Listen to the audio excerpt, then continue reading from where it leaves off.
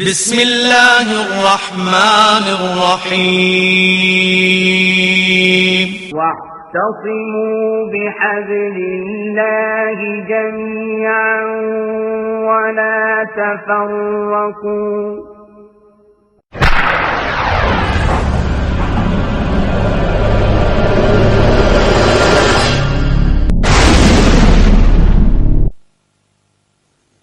والشمس تجري لمستقر لها ذلك تقدير العزيز العليم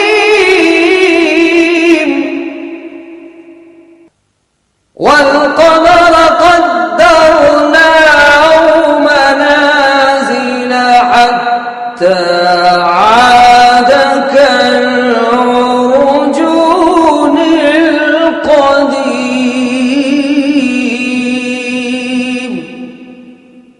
لا الشمس ينبغي لها أن تدرك القمر ولا الليل سابق النهار وكل في فلك يسبحون وأصحابه أجمعين أما بعد أعوذ بالله من الشيطان الرجيم بسم الله الرحمن الرحيم وتوبوا إلى الله جميعا أيها المؤمنون لعلكم تفلحون. صدر اجلاس حضرت مولانا یوسف جمیل صاحب جامعی حفظہ اللہ، مجلس میں موجود معزز علماء کرام، قوم و ملت کی آبرو، نوجوانان اسلام، محترم بزرگوں، پیارے بچوں، پردہ نشین ماں اور بہنوں،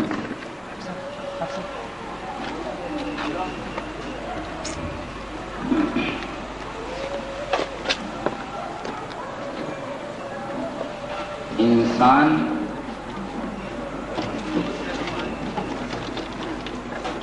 چاہے امیر ہو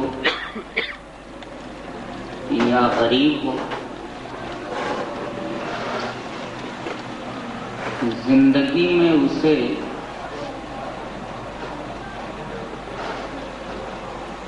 پریشانیوں، مصیبتوں اور تکلیفوں کا سامنا کرنا ہی پڑتا ہے۔ پریشانیاں دو قسم کی ہوتی ہیں، ایک ہوتی ہے چھوٹی پریشانی،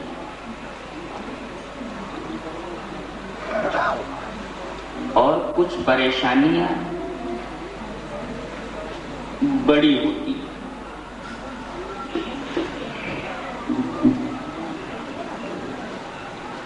اور ان بڑی بڑی پریشانیوں میں بھی چار پریشانیاں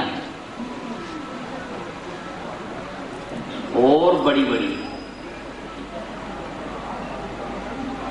کچھ پریشانیاں چھوٹی ہوتی ہیں، کچھ مصیبتیں چھوٹی ہوتی ہیں، کچھ مصیبتیں بڑی ہوتی ہیں۔ ان بڑی بڑی مصیبتوں میں سے چار مصیبتیں بہت بڑی ہوتی ہیں۔ وہ چار بڑی بڑی مصیبتیں کیا ہیں؟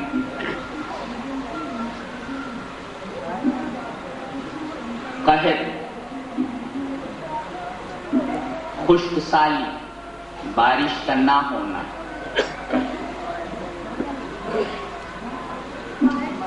دوسرے فقر و فاقہ، تیسرے دھندا چل رہا تھا تباہ ہو گیا، چوتھے اولاد کا نہ ہونا، یہ چار بہت بڑی بڑی پریشانیاں ہیں۔ قحط یعنی خشک سالی، بارش کا نہ ہونا، فقر و فاقہ، رزق کی تنگی، صبح آدمی کو کھانے کو کچھ مل گیا تو شام کا کھانا میسر نہیں، شام کو کھانا میسر آ گیا تو صبح کو کھانا میسر نہیں،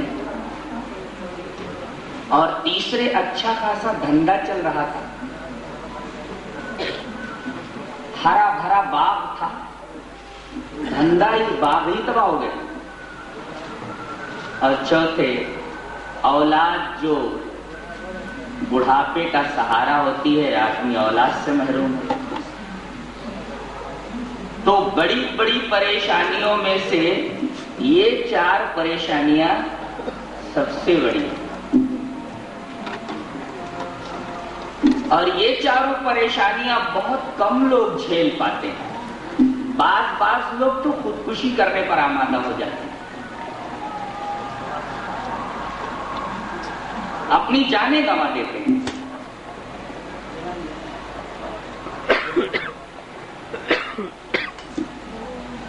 اور یہ ہر دور کا سلگتا ہوا مسئلہ رہے،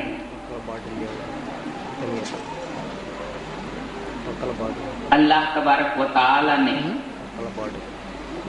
اور اس کے رسول نے ان چار پریشانیوں کا علاج بتا دیا کہ یہ چار بڑی بڑی پریشانیاں اگر کسی کو لاحق ہوں، ان چار پریشانیوں میں کوئی مبتلا ہو تو ایک نسخہ بتایا جا رہا ہے، اس نسخے کو استعمال کر لے، یہ چار پریشانیاں اس سے دور ہو جائیں گی۔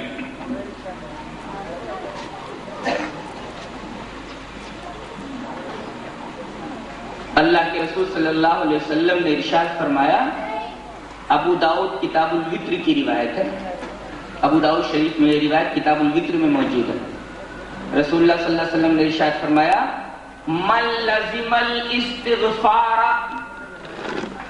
جعل اللہ لہ من کل ہم فرجا ومن کل ضیق مخرجا ورزقہ من حیث لا یحتسب، رواہ ابو داؤد کی کتاب الوتر۔ رسول اللہ صلی اللہ علیہ وسلم نے ارشاد فرمایا، جو آدمی استغفار کو لازم پکڑ لے، استغفر اللہ استغفر اللہ استغفر اللہ ربی من کل ذنب واتوب الیہ، یا یہ عربی جملے یاد نہیں ہے تو اپنی زبان میں اللہ تبارک و تعالی سے اپنے گناہوں کی معافی مانگے کہ اے اللہ میں بہت گنہگار ہوں، میرے گناہوں کو معاف فرما۔ جو آدمی استغفار کو لازم پکڑے، ایک ہے استغفار پڑھنا اور ایک ہے استغفار کو لازم پکڑ لینا۔ لازم پکڑ لینے کا مطلب آدمی کسی بھی حال میں ہے استغفار پڑھ رہا ہے، چل رہا ہے تو استغفار پڑھ رہا ہے، کہیں بیٹھا ہوا کام کاج سے فارغ بیٹھا ہے استغفار پڑھ رہا ہے، سوتے وقت استغفار پڑھ کر کے سویا ہے، جاگا تو استغفار پڑھ رہا ہے، اس کو کہتے ہیں استغفار کو لازم پکڑنا۔ تو جو شخص استغفار کو لازم پکڑ لے، فائدہ بتایا جا رہا ہے، جعل اللہ لہ من کل ہم فرجا، تو اللہ اس کے لیے ہر پریشانی سے کشادگی پیدا کر دے گا.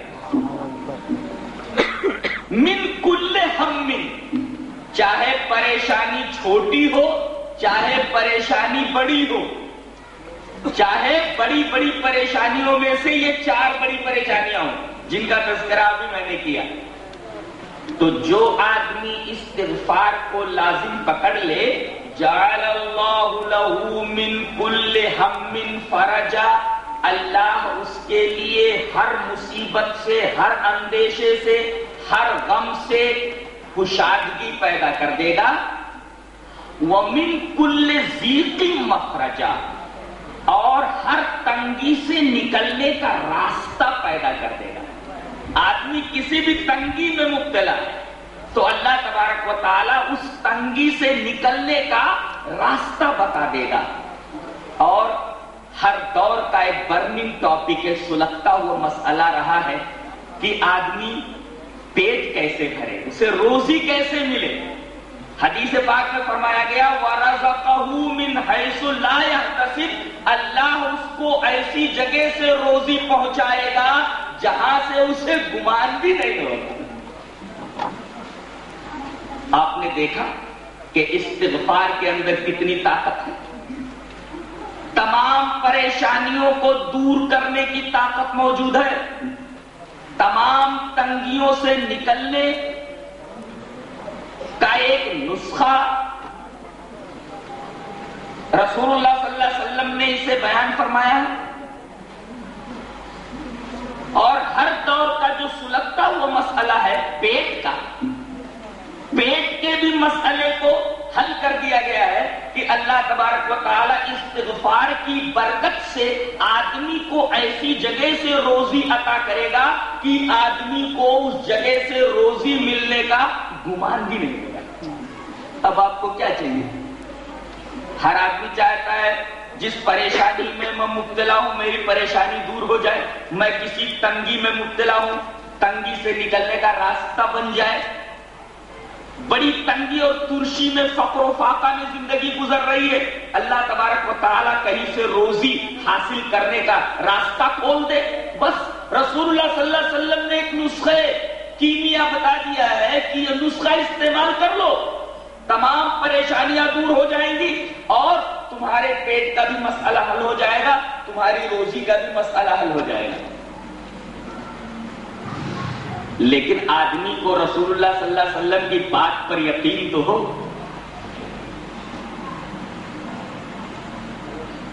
وہ اپنے غموں کا علاج کہیں اور ڈھونڈ رہا ہے اور علاج کہیں موجود ہے.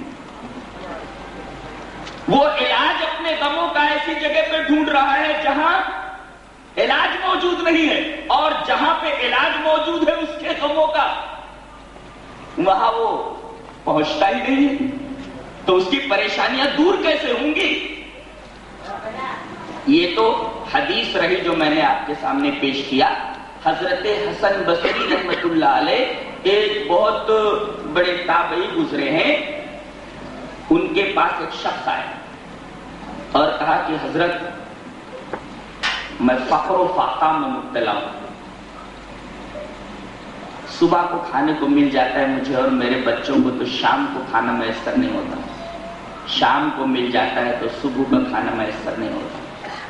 حضرت میں فقر و فاقہ سے پریشان ہوں. حضرت حسن بصری رحمت اللہ علیہ نے فرمایا استغفار کثرت سے کر، کثرت سے استغفار کر، تیرے پیٹ کا مسئلہ حل ہو جائے.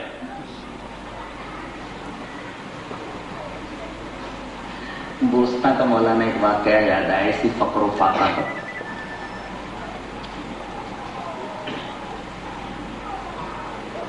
سعدی رحمت اللہ علیہ نے ایک پہلوان کا واقعہ ذکر کیا ہے. کہتے ہیں کہ یکے مشت زن بخت روزی نہ داش، نہ اسباب شامش مہیا نہ چاش، زجور شکم دل کشیدے بپشت کی روزی محالست خوردن بمشت.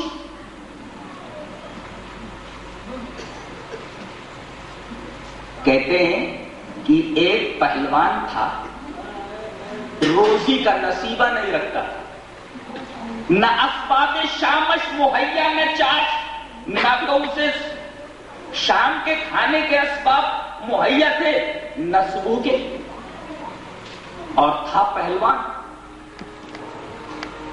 اس سے پتا چلتا ہے کہ روزی کی تقسیم کا معاملہ اللہ کے ہاتھ میں۔ بڑی بڑی کمپنیوں والوں کو اللہ تبارک و تعالیٰ تھوڑی دیر میں کان پکڑ کر کے فٹ پاتھ پہ کھڑا کر دیتا، اور فٹ پاتھ پر کھڑے ہونے والے آدمی کو تخت و تاج عطا کر دیتا۔ قل اللہم مالک الملک تؤتی الملک من تشاء وتنزع الملک ممن تشاء وتعز من تشاء وتذل من تشاء بیدک الخیر انک علی کل شیء قدیر۔ وہی مالک الملک ہے، تؤتی الملک من تشاء، جب وہ بادشاہت کا مالک ہے، ملک کا مالک ہے، جسے چاہے ملک دے دے، وتنزع الملک ممن تشاء، جس سے چاہے ملک چھین لے، وتعز من تشاء، جسے چاہے عزت دے، وتذل من تشاء، جسے چاہے ذلت دے۔ روزی اس کے ہاتھ میں۔ اگر لکھ دیا ہے اس نے کہ آج دن میں آدمی کو 10 ہی روپیہ ملے گا، اسے 10 ہی روپیہ ملے گا، ایک نیا پیسہ زیادہ نہیں کما سکتا۔ روزی کی تقسیم کا معاملہ مکمل طور پر اللہ تبارک و تعالیٰ کے ہاتھ میں ہے۔ کوئی یہ نہ سمجھے کہ میں نے اعلیٰ تعلیم حاصل کر لی ہے تو میرے پاس پیسے بھی بہت زیادہ ہو جائیں گے۔ بہت سے اعلیٰ تعلیم یافتہ جوتے چٹکھاتے پھرتے ہیں فٹ پاتھوں کے اوپر، انہیں نوکری میسر نہیں ہے، نوکری نصیب نہیں ہے۔ تو یہ بیچارہ پہلوان تھا، شام کو کھانے کو مل گیا تو صبح کو نہیں، صبح کو مل گیا تو شام کو نہیں۔ اور زجور شکم دل کشیدے و پشت، پیٹ کے ظلم سے بیچارہ پیٹ پر مٹی دھوتا تھا، پیٹ پر مٹی دھوتا تھا۔ کیوں؟ کہ روزی محالست خوردن بمشت، اس لیے کہ روزی کا حاصل کرنا یہ فائٹ سے نہیں ہوتا ہے، اللہ تبارک و تعالیٰ کی تقسیم سے ملتا ہے۔ کوئی آدمی فائٹ سے، مشت سے، مشکل فائٹ، مکے سے، فائٹ سے روزی حاصل نہیں کر سکتا، اپنی صلاحیت سے آدمی روزی حاصل نہیں کر سکتا۔ اللہ تبارک و تعالیٰ ہی آدمی کو روزی دیتا ہے۔ اور آگے لکھتے ہیں گہشتی دنے عیش شیرین خلق فرومی شدے آب تلخش بحلق۔ کبھی کبھی تو ایسا ہوتا تھا کہ پڑوسیوں کو اچھا کھاتے دیکھ کر، بریانی کھا رہا ہے کوئی بھنا ہوا گوشت کھا رہا ہے، تو ان کو اچھا کھاتے دیکھ کر کے، ان کے عیش و آرام کو دیکھ کر کے، فرومی شدے آب تلخش بحلق، اس کے حلق میں کڑوا پانی اترتا تھا، اور وہ تمنا کرتا تھا کہ کاش زمین کوئی طریقہ بتاتی، آسمان کوئی طریقہ بتاتا، اور میرے ہاتھ میں کوئی خزانہ ڈال دیتا۔ کبھی آپ لوگ سوچتے نہیں کاش کہ بہت زیادہ پیسہ ہوتا، میں کروڑ پتی ہوتا، تمنا کرتے ہیں، ہر آدمی تمنا کرتا ہے۔ تو وہ یہ تمنا کرتا تھا کہ کاش زمین اور آسمان کچھ ایسا طریقہ بتاتے کہ میرے ہاتھ میں کوئی خزانہ آ جاتا اور میں بھی اپنے پڑوسیوں کی طرح عیش و آرام کے ساتھ زندگی بسر کرتا۔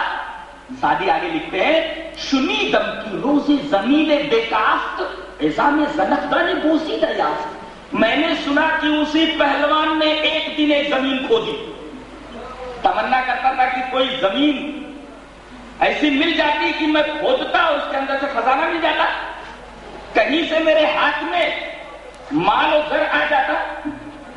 اسی پہلوان نے ایک دن ایک زمین کھودی، شنیدم کی روز زمین بیکاف، میں نے سنا کہ اسی پہلوان نے ایک روز ایک زمین کھودی، کیا ملا؟ خزانہ نہیں، نظام زنخدہ نے بوسی دریافت، ایک مرے ہوئے آدمی کے جبڑے کی ہڈیاں پائی۔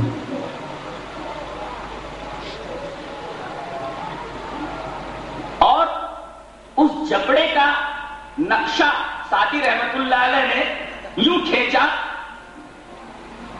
کہ دانتوں کے موتی بکھرے ہوئے ہیں، آنکھوں کی جگہ پر صرف حلقے موجود ہیں.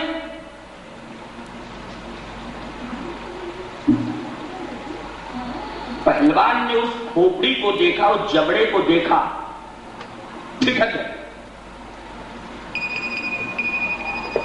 سادی کہتے ہیں دہاں بے زباں پند می گفت و راز کہ اے خواجہ باب مرادی بساز. بغیر زبان والا منہ بھید اور راز کہتا تھا، حکمت اور بھید کہتا تھا کہ اے پہلوان، اللہ جس حال میں تجھے رکھ رہا ہے اسی حال سے موافقت کر، اسی حال میں رہ. جس حال میں اللہ تجھے رکھ رہا ہے اسی حال میں رہ. نئی رست حال دہن زیر دل شکر خردانگار یا خون دل. کیا ہر منہ کا حال مٹی کے نیچے یہی نہیں ہے؟ چاہے بریانی کھایا ہوا معلوم کر یا خون دل پیا ہوا. آدمی اگر فاقے سے مر گیا ہے اس کے جبڑے کا بھی منہ کا حال یہی ہونے والا ہے، اور جو شکر کھا کر کے بریانی کھا کر کے مرا ہے اس کے بھی جبڑے کا حال یہی ہو جانے والا ہے. نئی رست حال دہن زیر دل شکر خردانگار یا خون دل. کیا یہی نہیں ہے ہر منہ کا حال مٹی کے نیچے؟ شکر کھایا ہوا معلوم کر یا خون دل پیا ہوا. آدمی اگر فاقے سے بھی مر گیا ہے اس کے منہ کا حال مٹی کے نیچے یہی ہو جانے والا ہے، اور بریانی کھانے والے آدمی کے منہ کا حال بھی یہی ہو جانے والا ہے. ہم لوگوں کا منہ بھی ایسے ہو جاتا، ایسے ہی ہم لوگوں کا جبڑا ہو جاتا جیسا جبڑا اس آدمی کا اس پہلوان نے دیکھا، چاہے ہم بریانی کھا کر مرے چاہے بھوکے مرے. تو حسن بصری رحمت اللہ علیہ کے پاس وہ آدمی آیا اور کہا کہ حضرت فقر و فاقہ سے پریشان ہوں، روزی کی ذرا تنگی ہے. حضرت نے فرمایا روزی کی تنگی دور کرنا ہے تو استغفار کو لازم پکڑ، اللہ سے اپنے گناہ کی معافی چاہ. پھر ایک شخص اور آیا تاکہ حضرت اولاد نہیں، بڑھاپے کی لاٹھی چاہیے، بڑی تمنا ہے کہ کوئی اولاد ہو جائے. حضرت نے فرمایا استغفار کو لازم پکڑ. ایک آدمی آیا کہا کہ حضرت دھندا اچھا خاصا تھا تباہ ہو گیا، کہا کہ استغفار کو لازم پکڑ. ایک آدمی آیا کہا کہ حضرت باغ تھا باغ سوکھ گیا ہے، درختوں نے پھل دینا چھوڑ دیا ہے، کہا استغفار کو لازم پکڑ. لوگوں نے پوچھا کہ حضرت مسائل مختلف ہیں، علاج ایک ہی آپ نے بتایا، کیا وجہ ہے؟ کہا کہ یہ علاج میں نے نہیں بتایا ہے، یہ علاج اللہ نے بتایا ہے، اور سورہ نوح کے اندر وہی علاج موجود ہے. حضرت نوح علیہ السلام نے اپنی قوم کے سامنے یہی فرمایا کہ دیکھو ایک کام کر لو، ایک نسخہ دے رہا ہوں، وہ نسخہ اگر تم استعمال کر لو تو تمہاری دنیا بھی بن جائے گی اور آخرت بھی بن جائے گی. آخرت تو بن ہی جائے گی، تمہاری دنیا بھی بن جائے گی. اس سے پتہ چلتا ہے کہ دین اسلام، دین جو اللہ نے اپنے نبیوں کے ذریعے انسانیت تک بھیجا ہے، صرف اس میں آخرت ہی کا فائدہ نہیں ہے بلکہ دین پر چلنے کی وجہ سے آدمی کو دنیاوی فائدہ بھی ملتا ہے. یہ معلوم ہو. حضرت نے فرمایا فَقُلْتُ اسْتَغْفِرُوا رَبَّكُمْ إِنَّهُ كَانَ غَفَّارًا. بس میں نے کہا، حضرت نوح فرما رہے ہیں، میں نے اپنی قوم سے کہا، کیا کہا؟ استغفروا ربکم، اپنے رب سے استغفار کرو، مغفرت مانگو، بخشش طلب کرو، اللہ سے استغفار کرو. استغفروا ربکم، اپنے رب سے استغفار کرو، انہ کان غفار، بے شک وہ مغفرت کرنے والا ہے. فائدہ پہلے دنیاوی فائدہ بتایا جائے، کیا؟ یرسل السماء علیکم مدرارا، وہ آسمان سے تمہارے اوپر موسلا دھار بارش برسائے گا. اللہ اکبر. بارش کیوں رکی رہتی ہے؟ اس کا مطلب یہ ہے کہ لوگ گناہوں میں مبتلا رہتے ہیں اور اپنے گناہوں کی معافی اللہ سے نہیں مانگتے. یہ آیت کریمہ بتا رہی ہے کہ گنہگار جب تک اللہ سے اپنے گناہوں کی معافی نہیں مانگتا بارش روک لی جاتی ہے. یہی وجہ ہے کہ آدمی کو حکم دیا جا رہا ہے، مسلمانوں کو حکم دیا جا رہا ہے کہ بارش رک جائے تو نماز استسقاء پڑھنے کے لیے باہر نکلو اور ہاتھ کو اتنی اونچائی پر اٹھاؤ کہ بغلیں دکھائی دینے لگے. دور تک آپ. بعض لوگوں نے تو یہ کہا کہ اس طرح ہتھیلی الٹ کر کے اللہ سے دعا کرو.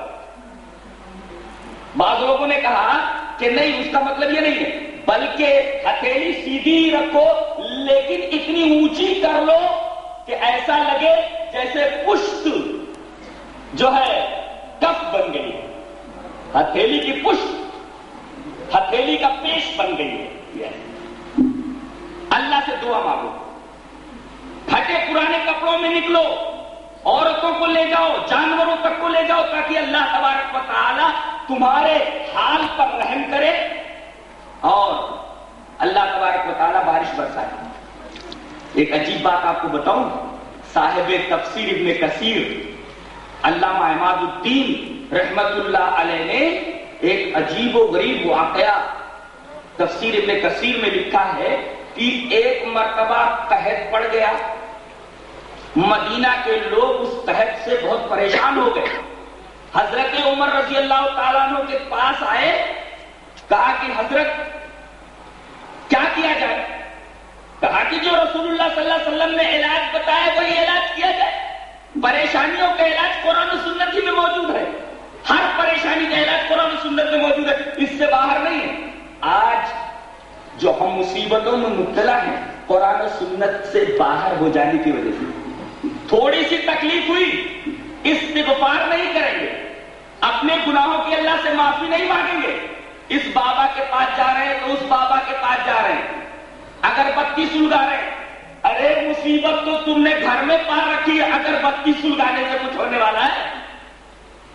ایک تو تم مصیبت میں پھنسے ہوئے ہو، دوسرے اس مصیبت کو اور بڑھا رہے ہو، اس مصیبت میں اضافہ کر رہے ہو. وہ بابا تمہارا مال سمیٹ رہا ہے، بابا تمہارا مال سمیٹ رہا ہے. تو حضرت عمر بن خطاب رضی اللہ تعالیٰ نے فرمایا کہ قحط کا علاج تو شریعت محمدیہ میں موجود ہے، چلو نماز استسقاء کے لیے نکلو. اور ایک اونچی جگہ پر حضرت عمر رضی اللہ تعالیٰ عنہ کھڑے ہوئے اور خالی قرآن حکیم کی استغفار کی ساری آیتیں پڑھ لی اور اتر گئی. یہ عجیب و غریب استسقاء کا انداز تھا، پانی مانگنے کا انداز، کہ قرآن میں جتنی آیتیں استغفار کی تھیں، جن آیتوں کا تعلق مغفرت سے تھا، تمام آیتوں کو انہوں نے پڑھا اور اس اونچی جگہ سے نیچے اتر گئے. اس سے پتہ چلتا ہے کہ استغفار میں تمام پریشانیوں کا علاج موجود ہے. حضرت نوح علیہ السلام نے کیا فرمایا؟ فَقُلْتُ اسْتَغْفِرُوا رَبَّكُمْ إِنَّهُ كَانَ غَفَّارًا. تم اپنے رب سے استغفار کرو، بے شک وہ بخشنے والا ہے، بہت زیادہ بخشنے والا ہے. کیا کرے گا وہ استغفار کرنے پر؟ فائدہ کیا ہوگا استغفار کا؟ بتایا گیا یُرْسِلِ السَّمَاءَ عَلَيْكُمْ مِدْرَارًا. تمہارے اوپر اللہ موسلا دھار بارش برسائے گا. تمہارے جانوروں کا مسئلہ حل ہو گیا، تمہاری کھیتی کا مسئلہ حل ہو گیا، تمہارے ماحول کا مسئلہ حل ہو گیا. اس لیے کہ گرمی جتنی زیادہ بڑھتی چلی جاتی ہے، بیماریاں بھی اتنی زیادہ رفتار سے بڑھتی چلی جاتی ہیں. تو تمہارے ماحول کا مسئلہ حل، تمہاری کھیتی کا مسئلہ حل، تمہاری مویشیوں کا مسئلہ حل. اور آگے فرمایا وَيُمْدِدْكُمْ بِأَمْوَالٍ وَبَنِينَ. اور استغفار اگر کرو گے تو ایک فائدہ اور، اللہ تم کو مالوں کے ساتھ امداد کرے گا. دیکھو یہاں مال نہیں ہے، قرآن کریم میں ایک جگہ مال بھی ہے، لیکن یہاں مال کی جمع ہے اموال. مال مانے ایک مال، اور مال کی جمع اموال، بہت سارے مال. اللہ فرما رہا ہے اگر تم استغفار کرو گے تو مال نہیں اموال دیے جائیں گے، بہت سارے مال. وَيُمْدِدْكُمْ بِأَمْوَالٍ. تم تھوڑا مال مانگ رہے نا، ہم بہت سارا مال تم کو عطا کریں گے. یہ دوسرا فائدہ استغفار کا. تیسرا فائدہ وہ بنی، اگر شادی کے بعد 2-4 سال بچہ پیدا نہیں ہوا تو آدمی کو شک ہونے لگتا ہے. یہ شک بہت بری بلا ہے، بہت بری بلا ہے. یہ شک آدمی کے عقیدے کو تباہ کر دیتا ہے. کسی نے کچھ نہ کچھ کیا ہوگا بیوی کے اوپر، گھر پہ کچھ نہ کچھ کیا ہوگا. شیطان ایسے موقع پر آ دھمکتا ہے. آدمی مصیبت میں مبتلا رہتا ہے نا, شیطان آدمی کے ایمان کو جھپٹنے کے لیے وہاں آ موجود ہوتا ہے کہ اب وقت آ گیا ہے آدمی کے ایمان کی روشنی چھین لو. طرح طرح کے وسوسے میں مبتلا کرتا. ارے دکان اچھی خاصی چل رہی تھی, دکان کا چلنا بند ہو گیا, کسی نے کچھ کرایا ہے, اب کیا کرنا؟ ہاں فلاں بابا کہہ چلو, وہاں ان کے پیر پڑو, وہاں کچھ چراغی چڑھاؤ, وہاں کچھ نذرانے پیش کرو, قبر کے اوپر وہاں چادر چڑھا دو, بکرا ذبح کرو. آدمی یہ سب کام کرتا ہے اور ایمان کی دولت گنوا کر کے واپس آ جاتا ہے. یہاں استغفار کرنے کے لیے کہا گیا ہے, ایک سادہ نسخہ استعمال نہیں کر پا رہا ہے, سادہ نسخہ استعمال نہیں کر پا رہا ہے. اللہ فرما رہا ہے اگر تم استغفار کرو گے تو آسمان سے موسلادھار بارش ہوگی. ایک فائدہ, وَيُمْدِدْكُمْ بِأَمْوَالٍ, مالوں کے ذریعے اللہ مدد کرے گا, مال نہیں اموال دے گا. تیسرے وہ بنی, ایک لڑکا نہیں بہت سارے لڑکے دے گا. ابن مانے بیٹا جمع بنی, بیٹے دے گا. 3 فائدہ, وَيَجْعَلْ لَكُمْ جَنَّاتٍ وَيَجْعَلْ لَكُمْ أَنْهَارًا, اللہ تمہارے لیے باغات بنا دے گا اور تمہارے باغات کو سیراب کرنے کے لیے نہروں کا انتظام کر دے گا. سارے مسائل کا حل موجود. لیکن استغفار نہیں کرے گا آدمی. اگر بتی سلگانے کے لیے تیار رہے گا, استغفار کرنے کے لیے تیار نہیں رہے گا. اگر آپ اپنے گناہوں کی معافی نہیں مانگتے, کتنی ہی اگر بتی سلگاؤ کچھ ہونے والا نہیں ہے. لکھ لو, سر پٹک ڈالو. ایک بابا نہیں, دنیا کے تمام باباؤں کے پاس چلے جاؤ, تمہاری پریشانی کبھی بھی حل نہیں ہو سکتی. Note down, note it down, لکھ لو اس کو. اس لیے کہ قرآن حکیم میں جو علاج بیان کیا گیا ہے وہ علاج تم نے چھوڑ دیا ہے. اگر بتی سلگانے سے کچھ بھی نہیں ہوتا, کسی در پہ جانے سے کچھ بھی نہیں ہوتا سوائے اس کے کہ تم دولت ایمان جمع کر واپس آ جاؤ. کیا چاہیے آپ کو؟ بارش چاہیے, استغفار کرو. کیا چاہیے؟ مال چاہیے, استغفار کرو. کیا چاہیے؟ بیٹے چاہیے, استغفار کرو. اور کیا چاہیے؟ باغات چاہیے, استغفار کرو. نہریں چاہیے, استغفار کرو. اور یہی تقریر تو حضرت ہود نے اپنی قوم کے سامنے, قوم عاد کے سامنے کی. بڑی مضبوط قوم تھی. اللہ تبارک و تعالیٰ نے حضرت ہود علیہ السلام کی تقریر کو 12ویں پارے سورہ ہود کے اندر نوٹ فرمایا, نقل فرمایا. میں وہ تقریر پیش کر دیتا ہوں آپ کے سامنے. اللہ فرماتا ہے وَإِلَىٰ عَادٍ أَخَاهُمْ هُودًا قَالَ يَا قَوْمِ اعْبُدُوا اللَّهَ مَا لَكُم مِّنْ إِلَٰهٍ غَيْرُهُ إِنْ أَنتُمْ إِلَّا مُفْتَرُونَ يَا قَوْمِ لَا أَسْأَلُكُمْ عَلَيْهِ أَجْرًا إِنْ أَجْرِيَ إِلَّا عَلَى الَّذِي فَطَرَنِي أَفَلَا تَعْقِلُونَ يَا قَوْمِ اسْتَغْفِرُوا رَبَّكُمْ ثُمَّ تُوبُوا إِلَيْهِ يُرْسِلِ السَّمَاءَ عَلَيْكُم مِّدْرَارًا وَيَزِدْكُمْ قُوَّةً إِلَىٰ قُوَّتِكُمْ وَلَا تَتَوَلَّوْا عَنْهُ مُجْرِمِينَ. اللہ اکبر. اور آج کی طرف ہم نے حضرت ہود علیہ السلام کو بھیجا. انہوں نے کہا کہ میری قوم, اللہ کے علاوہ تمہارا کوئی معبود نہیں. سب سے پہلے یہ عقیدہ اپنے دل کے اندر جماؤ. کہتے ہیں کہ میں نے اپنے گھر کے اندر یہ دیکھا, بیوی یہ دیکھ کر کے ڈر گئی. گھر کے اندر بے برکتی نظر آ رہی ہے. تو مولانا کیا کیا جائے؟ مولانا سے کیا پوچھتے ہو؟ قرآن سے پوچھو. مولانا سے پوچھنے اس لیے آئے ہو تاکہ مولانا تمہیں سند جواز فراہم کر دے اس بات پر کہ کسی بھی طریقے سے باباؤں کے پاس جانے کی اجازت دے دے, باباؤں کے پاس جانے کی چھوٹ دے دے. جبکہ رسول کی سنت موجود ہے کہ گھر میں جب سورہ بقرہ پڑھی جاتی رہے تو اس گھر کے اندر شیاطین نہیں رہتے. تم جب شیاطین کو خود گھر میں گھسا لو گے تو بے برکتی نہیں آئے گی. شیطان کو تم نے خود گھسا لیا ہے. رحمان کا ذکر تو ہوتا ہی نہیں ہے, شیطان وہاں تو گھس ہی جائے گا. اللہ فرماتا ہے وَمَن يَعْشُ عَن ذِكْرِ الرَّحْمَٰنِ نُقَيِّضْ لَهُ شَيْطَانًا فَهُوَ لَهُ قَرِينٌ. اور آدمی جب ذکر رحمان چھوڑ دیتا ہے تو ہم اس کے پیچھے ایک شیطان لگا دیتے ہیں, وہ اس کا ساتھی بن جاتا ہے. اب دیکھو, گھر سے رحمان کا ذکر غائب, شیطان حاضر. اللہ کا ذکر باہر, شیطان داخل. اللہ کا ذکر शैतान दाखिल। अब तुमने जब खुद ही शैतान को इनवाइट कर लिया है, इनविटेशन कार्ड दे दिया है कि भाई हमने अल्लाह के जिक्र को घर से बाहर निकाल दिया है, आप आइए, तशरीफ लाइए, तो वो पूरे साजो सामान के साथ घुसेगा। वो अल्लाह फरमाता है अकेला नहीं घुसता, वो साजो सामान के साथ घुसता है। अल्लाह फरमाता है वस्तफ्जिज मन इस्तताअ मिनहुम बिसौतिका वअजलिब अलैहिम बिखैलिका वरजिलिका वशारिकहुम फिल अमवालि वल औलाद वमा यइदहुम शैतानु इल्ला गुरूरा। और चढ़ दौड़ तू, रहमान का जिक्र निकला घर से, तो अब अल्लाह फरमाता है अब चढ़ जा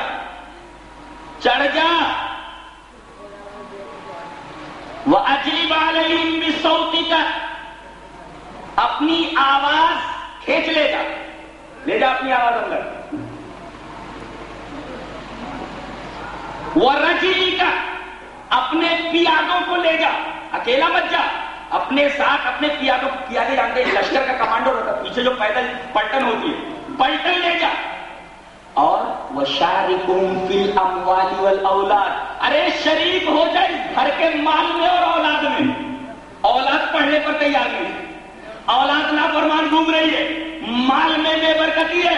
कुरान कहता है शैतान शरीक हो गया तुम्हारे माल में, तुम्हारी औलाद के अंदर। तुम्हारी औलाद तुम्हारी फरमाबरदार कैसे रह सकती है और तुम्हारे माल में बरकत कैसे आ सकती है? शैतान को तुमने इनवाइट कर लिया हुआ है, शैतान को तुमने घुसा लिया हुआ है, शैतान तुम्हारे माल में शरीक हो गया है, शैतान तुम्हारी औलाद के अंदर शरीक हो गया है।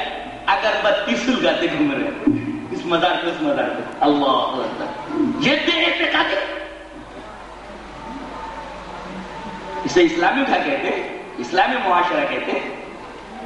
किसी घर से सुबह के वक्त कुरान की तिलावत की आवाज नहीं आती, रात में किसी घर से कुरान की तिलावत की आवाज नहीं आती, शैतान नहीं घुसेगा जब शैतान की आवाज मौजूद है वहां।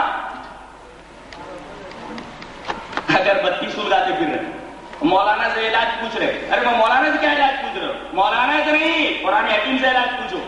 कुरान हकीम ने कितनी अच्छी गरीब बातें कह दी हैं। वस्तफ्जिज मन इस्तताअ मिनहुम बिसौतिका वअजलिब अलैहिम बिखैलिका, अपने पियादों के साथ, अपने घोड़सवारों के साथ दाखिल हो जा। वशारिकुम फिल अमवालि वल औलाद, और माल में शरीक हो जा और औलाद में शरीक हो जा। औलाद में शरीक हो गया, औलाद नाफरमान हो गई। माल में शरीक हो गया, माल में बेबरकती, कमाता जा रहा है, पूरा ही नहीं पड़ रहा है, हाय हाय करता जा रहा है, लाखों कमा रहा है तो हाय हाय, 20 रुपया 50 रुपया कमा रहा है तो भी हाय, इसलिए कि बरकत खत्म हो गई।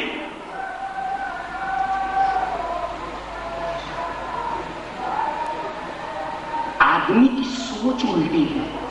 वो क्या समझता है, मेरी रोजी मेरी दुकान देती है, मेरी रोजी मुझे मेरा कारोबार देता है, मेरी रोजी मुझे जमीन से मिलती है। यही तो गलत तस्वुर है। अल्लाह फरमाता है वो फिस समाए रिज़्क़ुकुम वमा तुअदून, आसमान में तुम्हारी रोजी है। अब जनाब अली तुम्हारा तो अकीदा बना हुआ कि जमीन पर रोजी है, कहां मिलेगी? अल्लाह फरमा रहा है वो फिस समाए रिज़्क़ुकुम, आसमान में तुम्हारी रोजी है। और तुमने अकीदा क्या बना लिया है?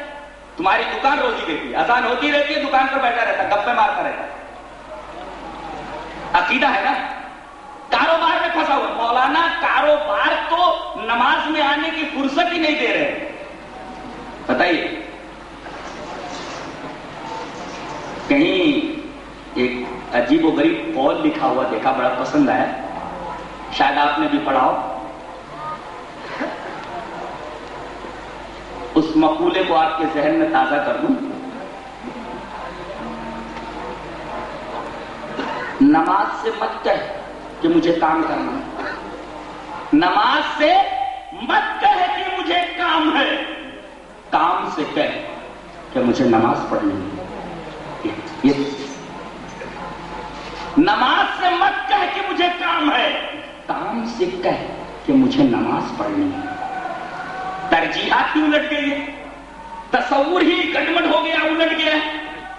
तो बरकत हमारे घरों में, बरकत हमारी औलाद में, बरकत हमारे मालों में आए तो कैसे आए? हर चीज पर तो शैतान का कब्जा हो गया है। अब बीवी घर में डरेगी नहीं, बच्चे डरेंगे नहीं, बच्चे परेशान नहीं होंगे जब पूरा घर शयातीन से भर लिया है आपने। سے مسئلہ اور الجھتا چلا جاتا ہے. مسئلہ کبھی بھی حل نہیں ہوتا. مسئلے کا حل یہاں موجود ہے. استغفار. پلٹو، اپنی زندگی کی روش کو بدلو، اللہ کی نافرمانی سے اس کی اطاعت کی طرف پلٹو.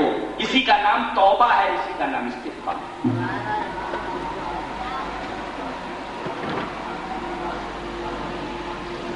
آدمی کیا چاہتا ہے؟ مجھے قوت ملے، طاقت ملے. اس لیے کہ طاقت کے بلبوتے پر ہر جنگ جیتی جاتی ہے. اللہ فرماتا ہے طاقت بھی حاصل کرنا ہے تو اس کا بھی ایک ہی علاج. کیا؟ استغفار اور توبہ. یا قوم استغفروا ربکم ثم توبوا الیہ یرسل السماء علیکم مدرارا ویزدکم قوتا الی قوتکم ولا تتولوا مجرمین. استغفار کرو گے اور توبہ کرو گے تو اللہ تبارک و تعالی آسمان سے پانی برسائے گا موسلا دھار، اور تمہاری قوت میں قوت پیدا کرے گا، تمہاری قوت کو بڑھاتا رہے گا. اور قوت ہی سے طاقت سے جنگ جیتی جاتی ہے. اور طاقت کا سرچشمہ، طاقت کا منبع کیا ہے؟ استغفار اور توبہ. اب فرق بتا دوں میں، استغفار کسے کہتے ہیں اور توبہ کسے کہتے ہیں. اس لیے کہ یہاں دو چیزیں آ گئی ہیں. استغفروا ربکم ثم توبوا الیہ. کیا توبہ اور استغفار الگ الگ چیزیں ہیں؟ نہیں. جیسے اسلام اور ایمان دونوں الگ الگ چیزیں نہیں ہیں. اگر کسی جگہ اسلام ذکر کیا گیا ہو، ایمان کا تذکرہ آگے نہ ہو تو اسلام میں ایمان بھی داخل ہوتا ہے. اور کہیں ایمان کا تذکرہ ہو آگے اسلام نہ مذکور ہو تو ایمان میں اسلام بھی داخل ہوتا ہے. ہاں، اگر دونوں ایک ساتھ ذکر ہوں، ایمان اور اسلام دونوں، تو ایمان کا مطلب ہوگا وہ تمام عبادات جن کا تعلق دل سے ہے، اور اسلام کا مطلب ہوگا وہ تمام عبادات جن کا تعلق آدمی کے اعضاء سے ہے. یہ فرق ہو جائے گا. ایسے ہی جہاں خالی استغفار ہو وہاں توبہ داخل رہے گا استغفار میں، اور جہاں خالی توبہ ہو توبہ کے اندر استغفار داخل رہے گا. لیکن اگر استغفار اور توبہ دونوں ایک ساتھ مذکور ہوں جیسا کہ اس آیت کریمہ میں، تو استغفار کا مطلب اور ہوگا اور توبہ کا مطلب اور ہوگا. کیا مطلب ہوگا؟ استغفار کا مطلب ہوگا کہ ماضی میں جو شر ہم نے کیا ہے، جو برائی ہم نے کی ہے، اے اللہ ماضی کے اندر مجھ سے جو برائی ہو گئی ہے، پاسٹ میں جو برائی ہو گئی ہے، اس کے شر سے مجھے محفوظ رکھنا. یہ مطلب ہوگا استغفار کا. اور توبہ کا مطلب کیا ہوگا؟ اے اللہ آگے جو کوئی برائی ہو جائے تو اے اللہ اس برائی کی سزا سے مجھے محفوظ رکھنا. گویا کہ استغفار کا تعلق ماضی سے ہو جائے گا اور توبہ کا تعلق مستقبل سے ہو جائے گا. یعنی ایک کا تعلق ماضی سے اور ایک کا تعلق مستقبل سے ہو جائے گا. یہ فرق ہو جائے گا دونوں میں. لیکن اگر اس جگہ پر خالی استغفار کا تذکرہ ہو تو توبہ بھی اس میں داخل رہے گا، اور اب توبہ خالی ہو تو وہاں استغفار بھی داخل رہے گا. یہ تھوڑا فرق ہے.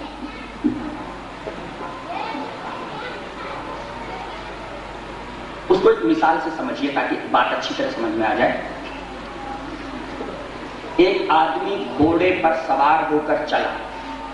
من رکب طریقا، ایک آدمی سوار ہو کر کے ایک راستے پر چلا، اور راستہ کیسا ہے؟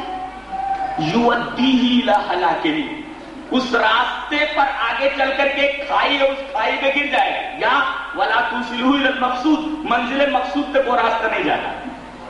میں ایک گھوڑے پر سوار ہو کر کے ایسے راستے پر جا رہا ہوں جو میری منزل پر نہیں جاتا، میری منزل تک وہ راستہ نہیں جاتا ہے، میں اپنی منزل پر نہیں پہنچ سکتا اس راستے پر چلتے ہوئے. اب میں کیا کرتا ہوں؟ ایک آدمی بتاتا ہے، ارے بھائی تمہیں کہاں جانا ہے؟ میں کرنول جا رہا ہوں. بولے کرنول کا راستہ نہیں ہے، یہ تو رائچور کا راستہ ہے، تم الٹا آ گئے. تم کو بالکل عین اپنے اپوزٹ میں جانا ہے، اپوزٹ ڈائریکشن میں جانا ہے. تم غلط راستے پر جا رہے ہو، یہ راستہ تمہاری منزل کی طرف نہیں جانا ہے. اب آدمی کیا کرتا ہے؟ گھوڑے کی باگ کو موڑتا ہے اس راستے سے. اس مڑنے کا نام توبہ ہے. اور رائچور کے راستے پر لگ جاتا ہے جو راستہ منزل مقصود تک جاتا ہے، اس کو استغفار کہتے ہیں. یہ مطلب ہے توبہ اور استغفار. تو توبہ کا مطلب ہے پلٹنا، اور استغفار کا مطلب اس راستے پر لگ جانا جو راستہ منزل مقصود تک جاتا ہے. یہ فرق ہے. اسی وجہ سے توبہ کا مطلب ہوتا ہے الرجوع، لوٹنا. کس طرف؟ اللہ، اللہ کی طرف لوٹنا. گناہوں کے راستے سے پلٹ کر کے اللہ کی طاعت کی طرف جانا، اس کا نام توبہ ہے. تو توبہ کا مطلب بھی سمجھ میں آ گیا اور استغفار کا مطلب بھی سمجھ میں آ گیا. اس مثال کو ذہن میں رکھیے تو توبہ اور استغفار کا فرق آپ کے ذہن میں بالکل واضح ہو جائے گا.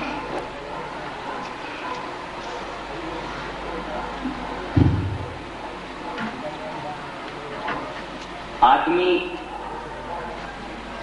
طرح طرح کی مصیبتوں کا ذکر کرتا ہے. فلاں جگہ فلاں مقام پر مسلمانوں کے اوپر یہ مصیبت آئی، فلاں جگہ مسلمانوں کے اوپر یہ عذاب آیا. اللہ فرماتا ہے ایک کام کرتے رہتے تو کائے کو عذاب آتا، ایک کام کرتے رہتے تو کائے کو عذاب آتا. اللہ فرماتا ہے وَمَا كَانَ اللَّهُ مُعَذِّبَهُمْ وَهُمْ يَسْتَغْفِرُونَ. اللہ کو کیا پڑی ہے کہ ان کو عذاب دے ہوئے جب وہ استغفار کرنے والے ہوں. اس کا مطلب ہے کہ ایسے مقام پر اللہ کا عذاب آتا ہے جہاں کے لوگ استغفار کرنا چھوڑ دیتے ہیں، اپنے گناہوں کی معافی اللہ سے مانگنا چھوڑ دیتے ہیں. گناہوں پر گناہ کیے چلے جاتے ہیں، اللہ کی طرف پلٹتے نہیں، استغفار نہیں کرتے. استغفار کا مطلب کیا ہے؟ اپنے گناہوں کی اللہ سے معافی مانگنا، اسی کا نام استغفار ہے. تو گناہوں پر گناہ کیے چلے جاتے ہیں اور اللہ سے اپنے گناہوں کی معافی نہیں مانگتے.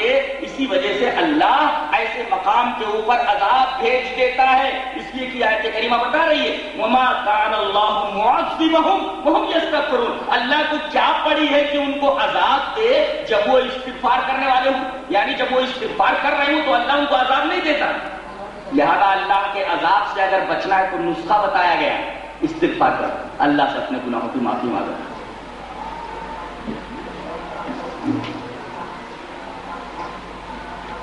شرک سے بڑا کوئی گناہ نہیں اور توبہ سے بڑی کوئی نیکی نہیں. یہ یاد رکھیں، یہ ابن تیمیہ علیہ رحمہ کا قول کہ شرک سے بڑا کوئی گناہ نہیں اور توبہ سے بڑی کوئی نیکی نہیں. توبہ ایسی نیکی ہے کہ یہ تمام گناہوں کی معافی کا پروانہ بن جائے. توبہ کی وجہ سے آدمی کے تمام گناہ معاف ہو جاتے ہیں. یہ اتنی بڑی عبادت ہے، اتنی بڑی نیکی ہے توبہ. مشہور حدیث ہے، آپ سنتے رہتے ہیں. مسلم شریف کتاب التوبہ کی ایک حدیث ہے جس میں ایک واقعہ بیان کیا گیا ہے کہ ایک آدمی تھا من قتل 99 نفسا، جس آدمی نے 99 آدمیوں کا مرڈر کیا ہوا. کتنے آدمیوں کو مارا تھا؟ 99 آدمیوں کو قتل کیا تھا. جبکہ شریعت محمدیہ میں قتل سے بڑا اور کوئی گناہ نہیں. ایک آدمی کے قتل کو قرآن پوری انسانیت کا قتل مانتا ہے. یعنی قتل اتنا بڑا جرم ہے کہ ایک آدمی کا قتل پوری انسانیت کا قتل ہے. اور اس آدمی نے 99 قتل کیے تھے. ایک مولوی صاحب کے پاس گیا.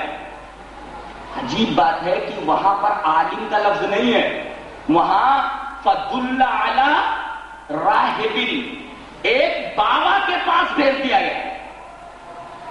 راہب بابا کئی خانقاہ میں بیٹھا ہوا الٹا پلٹا وظیفہ پڑھنے والا، خالی دکان کھول کر کے بیٹھ گئے، تو آتا جاتا کچھ بھی نہیں، کچھ نہیں آتا جاتا دھندا نہیں، دھندا. فَدُلَّ عَلَى رَاہِبٍ، ایک بابا کے پاس اسے بھیج دیا گیا. راہب آیا، کہا کہ میں نے 99 آدمیوں کو قتل کیا ہے، فَحَلِّ مِن توبہ، میرے لیے توبہ ہے. کہا کہ نہیں، تو نے اتنے بڑے بڑے گناہ کیے ہیں کہ ان گناہوں کے اوپر توبہ ہی نہیں. جاہل تھا نا، غلط مسئلہ بتایا. صوفی تھا، مسئلہ معلوم نہیں تھا، لہذا اس جہالت کی سزا بھی اس کو مل گئی. فوراً اس آدمی نے تلوار نکالا، کہا کہ 99 قتل کیے ہیں تو اب ایک قتل اور صحیح، بابا کو بھی صاف کر دیا. کیا کہتے ہیں اس کو؟ فنش ہم آف. کیا کیا؟ finished him off. गर्दन उड़ा दी, 100 की आदत पूरी कर ली, परेशान फिर रहा है, क्या करना, तौबा तो है ही नहीं। फकुल्ला अला रजुलिन आलिमिन, ये हदीस का अल्फाज है। एक आलिम आदमी के पास उसकी रहनुमाई की गई कि बाबा से मसला पूछा था ना, गलत मसला बयान किया, कत्ल कर दिया गया। आलिम आदमी के पास जा, गया, कहा कि हजरत मैंने 99 कत्ल किए थे, एक आदमी आपकी कैटेगरी का था, उसको भी साफ करके आ गया हूं। कि मेरी कैटेगरी का? बोले हाँ, वो वजीफा कुछ पढ़ता रहा था, हाँ मार दिया मैंने। कहा कि वो खानकाह में बैठने वाला, अरे वो आलिम कहाँ है? आलिम का मतलब है जो शरीयत को पढ़ा हुआ और शरीयत जानता हो। खाली दुकान के अंदर बैठ जाने से, एक कबर बना करके, एक गुजरा बना करके उसमें बैठ जाने में कोई आलिम हो जाता है? ठीक है, उसको उसके गलत फतवे की सजा मिल गई। क्या पूछना है? कहा कि उसको कत्ल करने के बाद 100 की तादाद पूरी हो गई है। अब पूछना यह है, फहल्ली मिन तौबा, 100 आदमियों का कातिल हूं मैं, मेरे लिए तौबा है? अब भी तेरे लिए तौबा है। वमन यहूलु बैनल मर्इ व तौबतिही, कौन सी चीज आदमी के दरमियान और उसकी तौबा के दरमियान हायल हो सकती है? अल्लाह और बंदे के दरमियान कोई चीज हायल नहीं हो सकती। अब भी तेरे लिए तौबा है, तौबा कर ले। और देख, जिस सरजमीन में तू रह रहा था, बुरी सरजमीन, अब वहां मत रह। इंतलिक इला अर्ज़ कज़ा व कज़ा, फला गांव में चला जा, वहां अच्छे लोग रहते हैं, उनके साथ तू इबादत में लग जा। इससे एक नुक्ता मालूम हुआ कि बुरे लोगों की सोहबत नहीं इख्तियार करनी चाहिए, इसलिए कि आदमी बुरी सोहबत में बैठ करके बुराई का असर कबूल कर लेता है। कभी भी बुरे आदमी को अपना हमनशीन, अपना साथी, अपना दोस्त, अपना मुसाहिब नहीं बनाना चाहिए, इसलिए कि आदमी की तबीयत अल्लाह ने इस तरह बनाई है कि वो माहौल का असर कबूल करता है। जहां गर्मी ज्यादा होती है, आदमी के मिजाज गर्म होते हैं, जहां का माहौल सर्द होता है, आदमी का मिजाज सर्द होता है, और जहां का माहौल पथरीला होता है, आदमी का मिजाज भी पत्थर जैसा हो जाता है। रसूलुल्लाह सल्लल्लाहु अलैहि वसल्लम को कहा भेजा गया?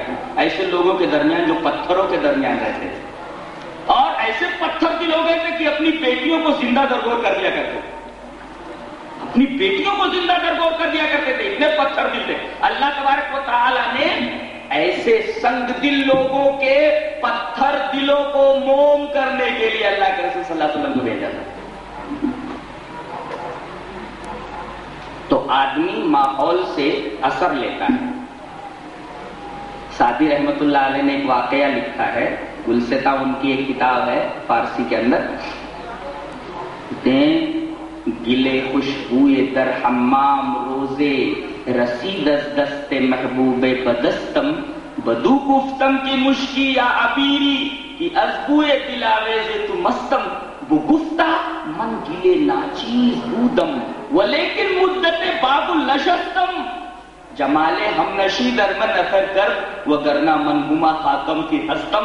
हजरत सादी फरमा रहे कि मैं एक दफा अपने एक दोस्त के यहां गया, पहले साबुन जो आज नए नए हमारे दरमियान मौजूद हैं, ये साबुन वाबुन उस दौर में कहाँ थे? लोग कुछ खास किस्म की मिट्टी इस्तेमाल करते थे नहाते वक्त।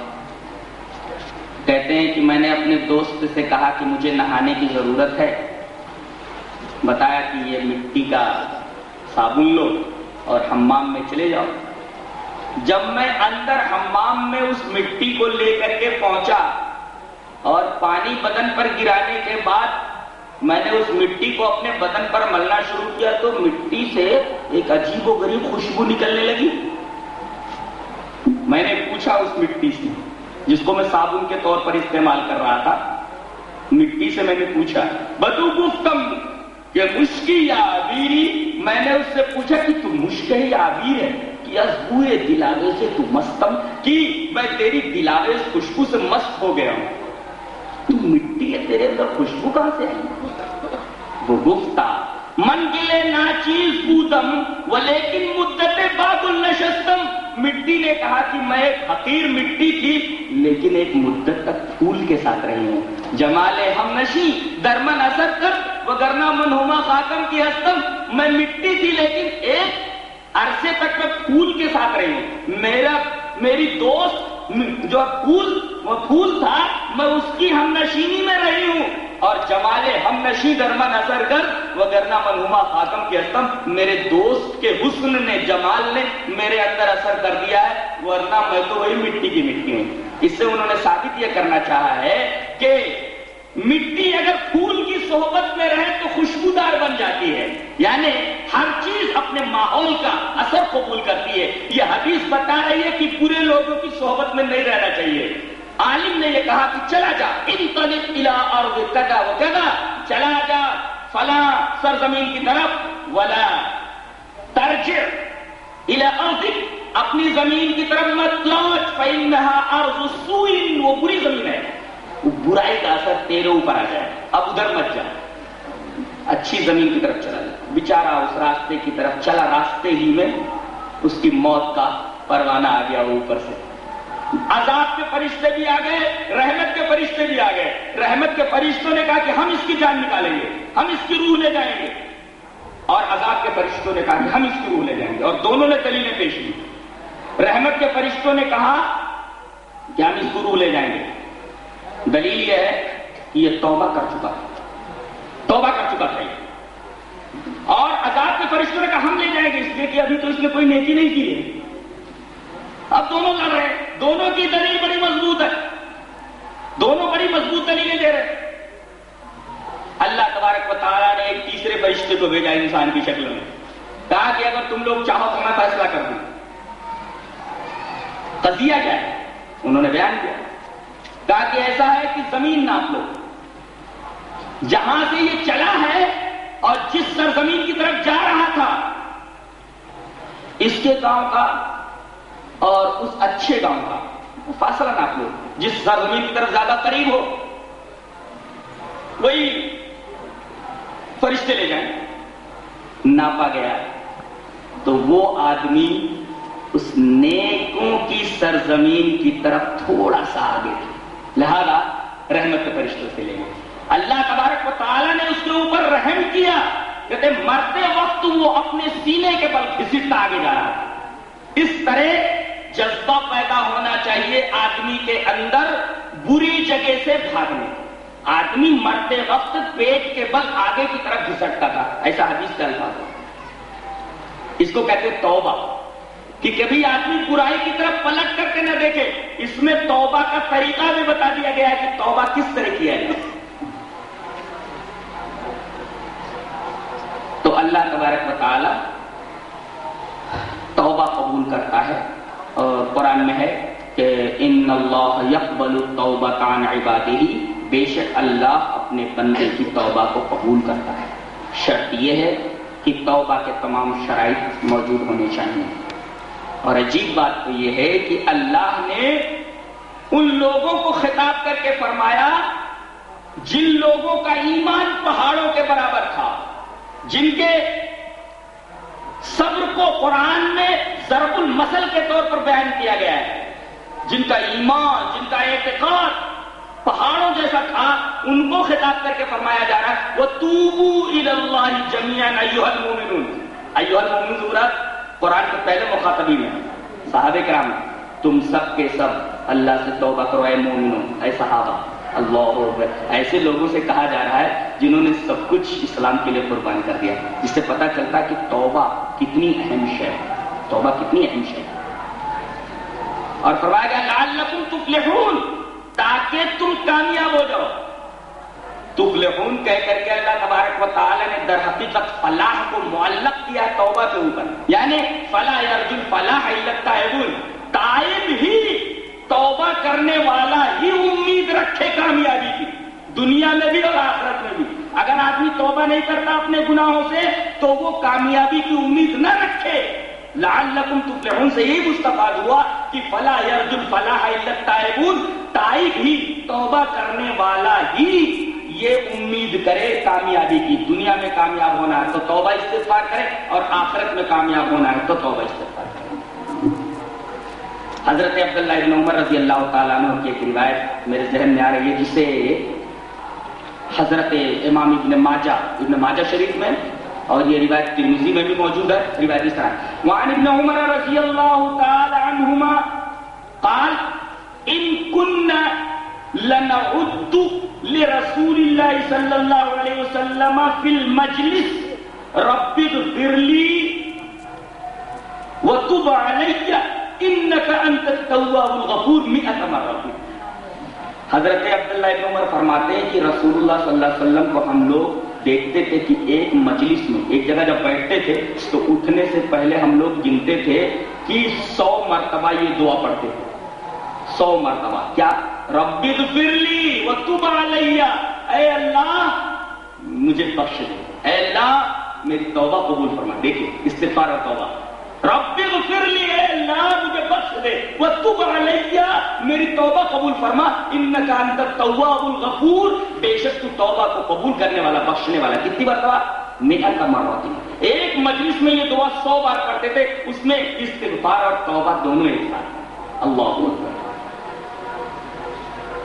آپ ایک عجیب بات سنیں گے، گنہگار بھی بڑا اچھا ہوتا ہے اللہ کی نگاہ میں، نہیں گناہ کرنے والا بھی بڑا اچھا ہوتا ہے، بہت اچھا ہوتا ہے۔ ایسا گنہگار بھی اچھا ہوتا ہے کیا؟ ہاں، حدیث روایت اس طرح، وعن انس بن مالک رضی اللہ تعالی عنہ قال قال رسول اللہ صلی اللہ علیہ وسلم کل بنی آدم خطاء، خطاء نہیں، کل بنی آدم خطاء وخیر الخطائین التوابون، رواہ ابن ماجہ۔ یہ روایت ابن ماجہ میں بھی ہے، مسند احمد میں بھی، ترمذی میں بھی، حضرت انس بن مالک سے۔ حضرت انس رضی اللہ تعالیٰ عنہ فرماتے ہیں کہ رسول اللہ صلی اللہ علیہ وسلم نے ارشاد فرمایا کہ آدم کی ہر اولاد خطا کار ہے، آدم کی ہر اولاد خطا کار ہے، خطا ہو جاتی ہے۔ وہ خیر الخطائین، اور سب سے اچھا گنہگار، اللہ اکبر، سب سے اچھا گنہگار، گنہگار بھی اور اچھا ہے، سب سے اچھا گنہگار کون سا؟ التوابون، توبہ کرنے والا۔ اللہ کو توبہ بہت پسند ہے، توبہ بہت پسند ہے۔ توبہ سے جانتے ہیں اللہ کتنا خوش ہوتا ہے؟ بندہ گناہ پر گناہ کیے چلا گیا اور پھر اب توبہ کرنا چاہیے، ڈر گیا اللہ سے، اے اللہ میری پوری زندگی گناہوں میں گزر گئی ہے، اے اللہ کیا کروں؟ ندامت کا احساس لیے ہوئے وہ پلٹتا ہے، جب توبہ کرتا تو جانتے ہیں اللہ کتنا خوش ہوتا ہے۔ صحیح حدیث ہے مسلم کی، بخاری کی، رسول اللہ صلی اللہ علیہ وسلم نے فرمایا اللہ بندے کی توبہ سے جانتے ہو کتنا خوش ہوتا ہے۔ ایک مثال سے سمجھایا رسول اللہ صلی اللہ علیہ وسلم کہ ایک آدمی ایک اونٹ پر سوار ہو کر کے ایک صحرا کو قطع کر رہا ہے، ایک جنگل کو، ایک بیابان کو قطع کر رہا ہے، اور اسی اونٹ کے اوپر اس کا توشہ موجود ہے، اس کے کپڑے بھی ہیں، پانی بھی مشق میں موجود ہے۔ ایک جگہ ایک درخت کے نیچے سستانے کے لیے ٹھہر جاتا ہے، آنکھ لگ جاتی ہے، جب بیدار ہوتا ہے تو اونٹ غائب ہوتا ہے، اب پریشان، سامنے لکھوٹک صحرا ہے، کھانے پینے کا کوئی انتظام نہیں، گھبرا جاتا ہے، رونے لگتا ہے، تھوڑی دیر تک اونٹ کو تلاش کرتا ہے، اونٹ نہیں ملتا، رونے لگتا ہے، زاروں قطار ہوتا ہے، اب میں اس لکھوٹک صحرا کے اندر بغیر کھانے اور پینے میں مر جاؤں، اب میں نہیں بچ سکتا۔ روتے روتے حدیث پاک میں ہے کہ اسے نیند آ جاتی ہے اور اسے اپنی موت کا یقین ہو جاتا ہے، اور جیسے ہی بیدار ہوتا ہے سامنے ہی اس کا اونٹ ماں توشے کے پانی کے موجود رہتا ہے، جس کو وہ سونے سے پہلے، رونے دھونے سے پہلے بہت دور تک ڈھونڈ چکا تھا اور اونٹ نہیں ملا تھا۔ جب بیدار ہوا تو دیکھا اونٹ اس کے سامنے، فوراً مارے خوشی کے اس کی زبان سے یہ الفاظ نکلتے ہیں، اے اللہ میں تیرا معبود ہوں، تو میرا بندہ ہے۔ اللہ کو بولتا ہے، اللہ کو کیا بولتا ہے؟ اے اللہ میں تیرا معبود ہوں، تو میرا بندہ ہے۔ اور یہ سن کر کے اللہ تبارک و تعالیٰ مسکرا پڑتا ہے۔ اس سے ایک نکتہ اور معلوم ہوا کہ بے خیالی میں اگر کوئی غلط بات زبان سے نکل جائے تو اس پر گرفت نہیں ہوتی، چاہے وہ بات کتنی ہی سخت کیوں نہ مانی جاتی ہے۔ اگر اتفاقاً زبان سے آدمی کی کوئی بری بات نکل گئی تو اس پر گرفت نہیں ہوتی، اللہ تبارک تعالیٰ مواخذہ نہیں کرتا. کتنی بڑی بات کہہ گیا، شرکیہ جملہ بول گیا، میں تیرا معبود تو میرا بندہ. مانا خوشی کے بات کو الٹ دیتا ہے، یہ خوشی کی انتہا بتائی جا رہی ہے. تو جتنا خوش یہ آدمی ہوتا ہے اونٹ کو ماں اپنے سامان کے پا کر کے، ایسے ہی اللہ تبارک و تعالیٰ اس بندے کی توبہ پر خوش ہوتا ہے جو بندہ گناہوں کے میدان میں آگے جا کر کے اللہ کی طاعت کی طرف پلٹا ہے. اللہ تبارک و تعالیٰ کو توبہ بہت پسند ہے.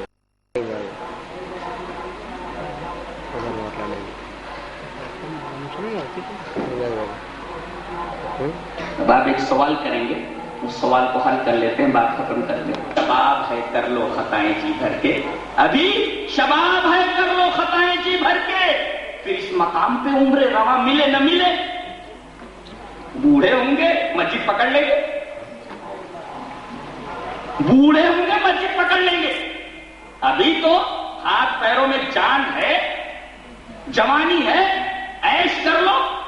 اللہ فرماتا ہے توبہ قبول نہیں ہوگی، گناہ کرنے کے بعد قریب توبہ کرو. ثم یتوبون من قریب، قریب ہی توبہ کرو. اس بھروسے میں نہ رہو کہ زندگی تمہارے ساتھ وفا کرے گی، اس لیے کہ اگلے لمحے کا کوئی بھروسہ نہیں ہے. اگلا پل شاید تمہاری موت کا پل ہو. تم نے کیسے یقین کر لیا کہ ابھی جوان ہے ہم؟ کا جوان کو موت نہیں آتی، بڑھاپے کا انتظار کر رہے ہیں توبہ کے لیے. اللہ فرماتا ہے توبہ ایسے لوگوں کی اللہ قبول کرتا ہے جو گناہ کرنے کے بعد ثم یتوبون من قریب، قریب توبہ کر لیتے. فاولئک یتوب اللہ علیہ، اللہ ان کے اوپر اپنی نظر کرم فرماتا ہے، توبہ قبول کر لیتا ہے. تو جلدی توبہ کر لینا چاہیے، جلدی توبہ کر لینا چاہیے. اگلے لمحوں کے انتظار میں توبہ کو نہیں ٹالنا چاہیے. اور دیکھو ایک قول کسی فلاسفر کا میں نے پڑھا ہے کہ غلطیوں پر سرکشی کا اضافہ نہ کرو، غلطیوں پر سرکشی کا اضافہ نہ کرو، اس لیے کہ اللہ کے ہاں غلطی قابل معافی ہے، سرکشی قابل معافی ہے. غلطی اور سرکشی غلطی بائی چانس ہو جائے گا، گناہ ہو گیا، پھر گناہ ہو گیا، چلو پھر گناہ ہو گیا، یہ غلطی ہے. سرکشی کسے کہتے ہیں؟ آدمی برابر وہ کام کرتا ہے، آدمی برابر وہ کام کرتا ہے. غلطی اتفاقاً ہو جایا کرتی ہے، بائی چانس ہو جایا کرتی ہے. اور جو برابر کرتا رہے وہ غلطی نہیں ہے، وہ تمرد ہے، سرکشی ہے. اللہ تبارک و تعالیٰ نے پہلے پارے کے اندر بتا دیا ہے کہ انسان کسے کہتے ہیں اور شیطان کسے کہتے ہیں. غلطی انسان سے ہوتی ہے، سرکشی شیطان سے ہوتی ہے. حضرت آدم سے غلطی ہوئی، فوراً توبہ کی انہوں نے. قال ربنا ظلمنا انفسنا وان لم تغفر لنا وترحمنا لنكونن من الخاسرين. لیکن غلطی شیطان سے ہوئی، آج تک راندے درگاہ برابر وہی غلطی ریپیٹ کر رہا ہے. تو غلطی کرنا انسانیت ہے اور سرکشی کرنا شیطانیت ہے. اللہ تبارک تعالیٰ ہمیں انسان بننے کی توفیق عطا فرمائے اور توبہ کی توفیق دے. وآخر دعوانا الحمد للہ رب العالمین.